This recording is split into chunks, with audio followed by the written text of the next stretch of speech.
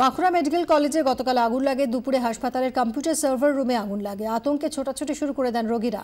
প্রাথমিক অনুমান short circuit থেকে আগুন লাগে, তবে বড় কোনো বিপত্তি হয়নি। গোটা ঘটনায় প্রশ্নে হাসপাতালের অগ্নি নির্বাপন ব্যবস্থা।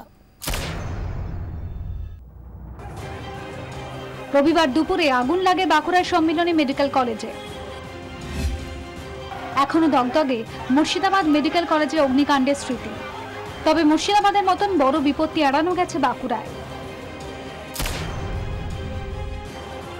রবিবার দুপুর 2টোর কিছু পরে বাঁকুড়ার সম্মিলনী মেডিকেল কলেজের main building a computer server room থেকে ধোঁয়া বের হতে দেখা যায়। পাশে মহিলা সার্জিক্যাল ওয়ার্ড, সেখানেই রোগীর আত্মীয়দের প্রথম ধোঁয়া নজরে আসে। ওই কোণে লেগেছিল একদম জুতলার উপরে। যখন আগুন লেগেছে আমি সিস্টার থেকে বললাম যে রুগীর বার করুন, 10 মিনিট পর রুগীগুলো রিলিজ করেছে, বুঝলেন? 10 মিনিট পর রিলিজ করলো, তাও টলি খুঁজলাম, টলি দিল না। তবে ওয়ার্ডে ধোঁয়া ঢুকতে শুরুর পরে আতঙ্ক ছড়িয়ে পড়ে। ছোটাছুটি শুরু করে দেন রোগী তাদের আত্মীয়রা। আতঙ্কিত হয়ে পড়েন হাসপাতাল কর্মীরাও।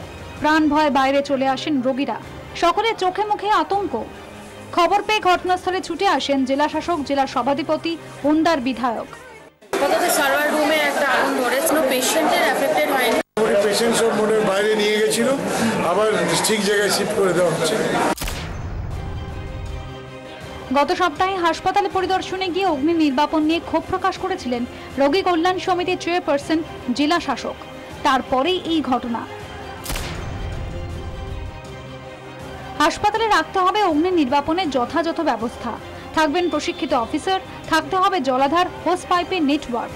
আমরেকাণ্ডের পরেই এমন সব নির্দেশ দিয়েছিল স্বাস্থ্য দপ্তর। সেখানে কেমন হাল বাঁকুড়ার সম্মিলনী মেডিকেল কলেজে? খোঁজ নিতে গিয়ে 24 ঘন্টা ক্যামেরা ধরা পড়েছে বেশ কিছু সমস্যা। হাসপাতালের গেট খুবই সংকীর্ণ, নেই তেমন কোনো পরিকল্পিত আগুন নেভানোর ব্যবস্থা। রবিবার কর্মীদের তৎপরতা আর দমকলের একটি ইঞ্জিন আগুন নেভায়।